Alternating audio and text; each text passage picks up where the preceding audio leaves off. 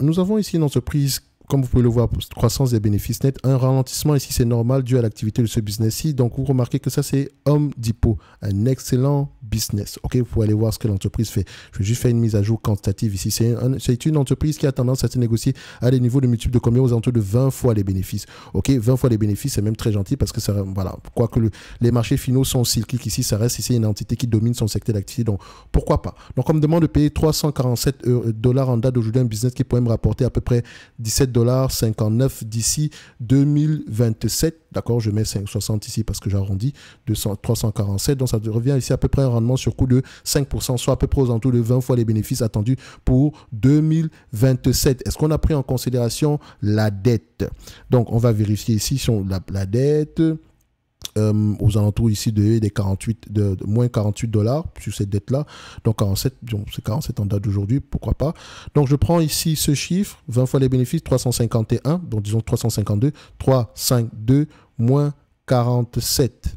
OK, ça nous revient à peu près à 305 dollars l'action. Donc, on a une légère surévaluation par rapport à ce qu'on attend en 2027, par rapport aux attentes de 2027, je le mentionne, par rapport aux attentes de 2027. C'est un business prévisible, comme vous pouvez le voir ici, les analystes ont tendance à faire de bonnes prévisions sur ce business-ci sur une période de 2 ans. Donc, les attentes ici ont été réduites, donc vous pouvez voir ici qu'il vaut mieux, c'est pour ça que le marché est un tout petit peu prudent. Idéalement, c'est une entreprise que j'aimerais avoir aux alentours des 263 dollars. Ça, c'est mon avis. Donc, c'est une entreprise que je continue à surveiller. Tôt ou tard, le marché finira par me donner une opportunité d'investissement.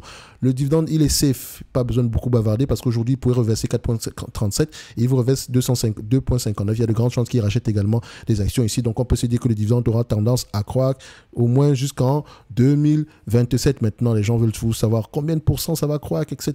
Prenez la moyenne des 5 dernières années. Vous essayez d'extrapoler ça ici. De toutes les façons, nous, on sait que le plafond de verre, c'est près de 5% ici d'ici 2027. Donc, le plus important, c'est la croissance des bénéfices nets et le dividende prendra soin de lui-même. Et vu que c'est une entreprise qui mérite avoir une place dans n'importe quel watchlist, je vais l'ajouter dans la mienne.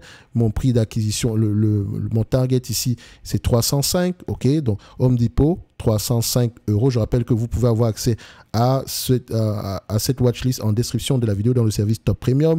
Vous avez également 25% de réduction sur Fastgraph, OK, en passant également par le lien d'affiliation en description de la vidéo. Et pour ceux qui veulent apprendre à faire du stock picking de manière sérieuse, savoir lier les rapports financiers par où on commence, comment interpréter tel ou tel chiffre, vous pouvez réserver un appel afin qu'on parle ici, afin qu'on puisse voir si le programme de l'accélérateur ici pourrait être convenable pour vous, OK? D'accord, dépendamment, pourrait vous aider à atteindre cet objectif-là, dépendamment des objectifs que vous avez. Parce que si vous prenez l'accélérateur alors que vous devez plutôt investir en ETF, je peux déjà vous dire ici qu'on ne parle pas d'ETF dans l'accélérateur. On n'en parle pas du tout. Et je ne conçois pas qu'on paye ici pour apprendre à investir dans des ETF ou des choses comme ça. Non, peut-être ici de manière générale, une formation boursière de manière générale ici jusqu'à titre d'information. Mais sinon, payer pour acheter des ETF, ça n'a pas trop de sens parce que ça ne demande pas beaucoup de connaissances non plus. OK? Pour les actions, c'est un peu plus complexe. Et là, je pense que vous l'avez déjà vérifié.